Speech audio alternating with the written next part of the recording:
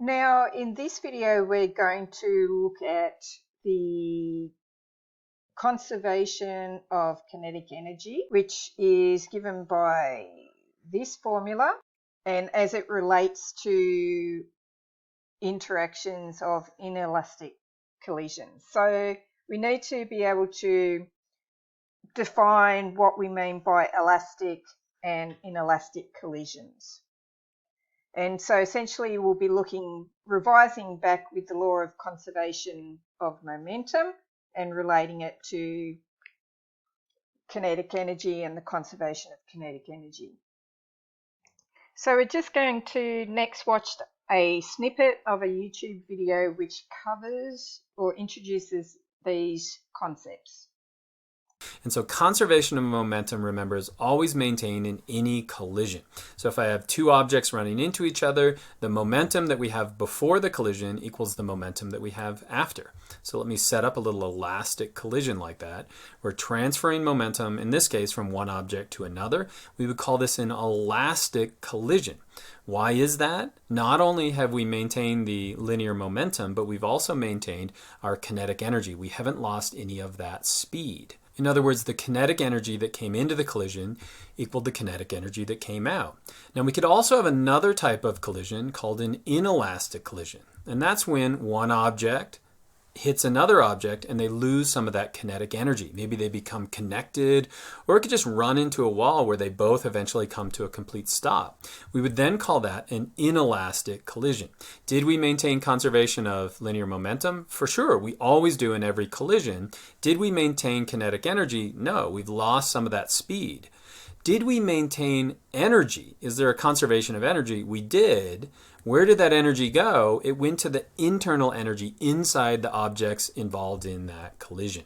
So now we'll take a look at the law of conservation of kinetic energy and relate it to elastic and inelastic collisions.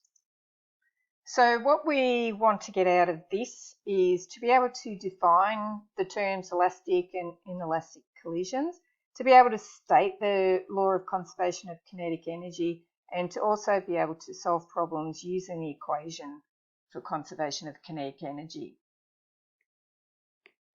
Now, before we go on, I just want to show you an extract from our formula sheet to remind you that, which equations are on here. So we've got our formula for conservation of kinetic energy. Here's our formula for conservation of momentum. And this one relates here because this is our formula for kinetic energy. Okay, so kinetic energy is half times mass times the velocity squared. So let's now go on to state the law of conservation of energy. So this law states that the sum of all kinetic energy in the system will be conserved. In a collision, energy can appear to be lost, but this is because kinetic energy has been transformed into typically heat and sound in terms of when we have collisions, for example. So our definition of collisions: a collision is defined as a mechanical interaction between two or more objects that result in an exchange of energy. And we have the two types which are classified as elastic and inelastic. So elastic collisions are defined as collisions that conserve the total kinetic energy of the system, which means that the total kinetic energy of the objects involved in the collision is the same before and after the collision. Most collisions, however, are inelastic. So elastic collisions are collisions during which total kinetic energy of the system is not conserved. And this is because we've got heat that is dissipated into the surroundings. So that means energy is lost, converted into other forms such as heat, sound, and it's lost from the system.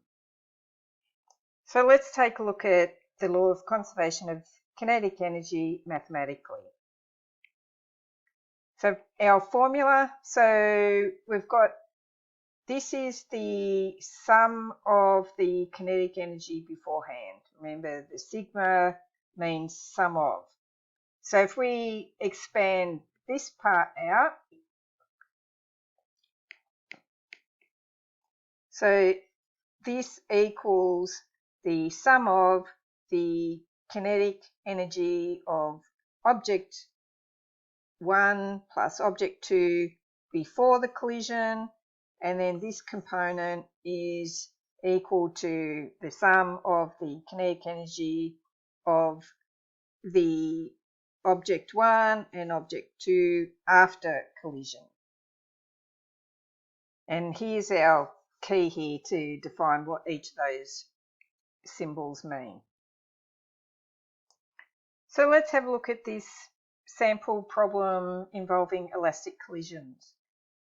Reading through the question, we've got a white ball which has a mass of 100 grams and it's moving in the direction shown 2 meters per second. So it's going, so we could say the velocity of the white ball is negative 2 meters per second. And it collides with the red ball, which has equal mass. Now, the velocity of the red ball initially is 0. Now, after the collision, the white ball stops, so we can say that the velocity of the white ball becomes 0. Okay, I should have probably put U and U for initial velocities. And the velocity, whereas the red ball moves off at 2 meters per second in the original direction of the white ball. So it then moves off in that direction and it's traveling with a final velocity of 2, well, it'd be negative 2 meters per second, as shown here. So the question is, determine whether the collision is elastic or inelastic. Well, we know it's going to be elastic, but we'll go through the process of using the formula to demonstrate that it is, in fact, an elastic collision. So I want to use my data to firstly calculate the sum of the kinetic energy of the system beforehand. Okay, so I'm going to use my data here to do that. Okay, so that's my formula expanded out, and I now substitute and solve. I might bring it over here. Don't forget the negative, although it won't matter in this case because we're squaring it. So this gives us 0.2 joules. Okay, so it's kinetic energy, it's type of energy, so the units are in joules. So let's calculate the kinetic energy afterwards, and we're expecting that it should be the same if kinetic energy is conserved.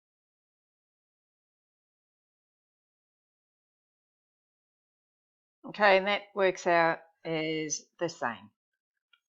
So therefore, since the total kinetic energy before the collision equals the total energy after collision, we can say that the collision is elastic. Okay, so let's read through this information here. It's giving an example of an inelastic collision.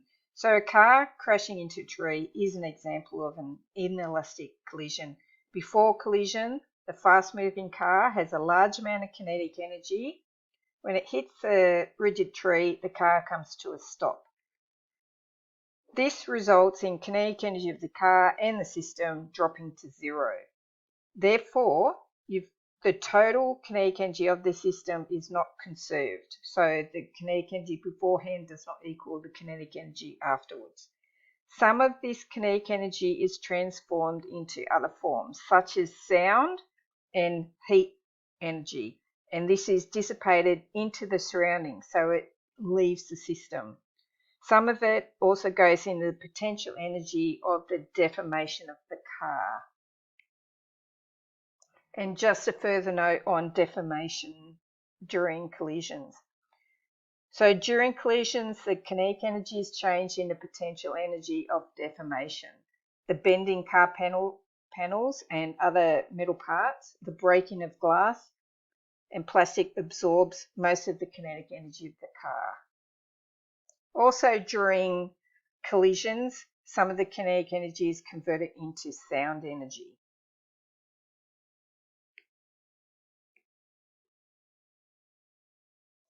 And also during collisions, friction associated with deforming parts, bending and moving into and across each other absorbs some of the car's original kinetic energy. And the friction, of course, produces heat. In the next video, we'll look at problems relating to inelastic collisions.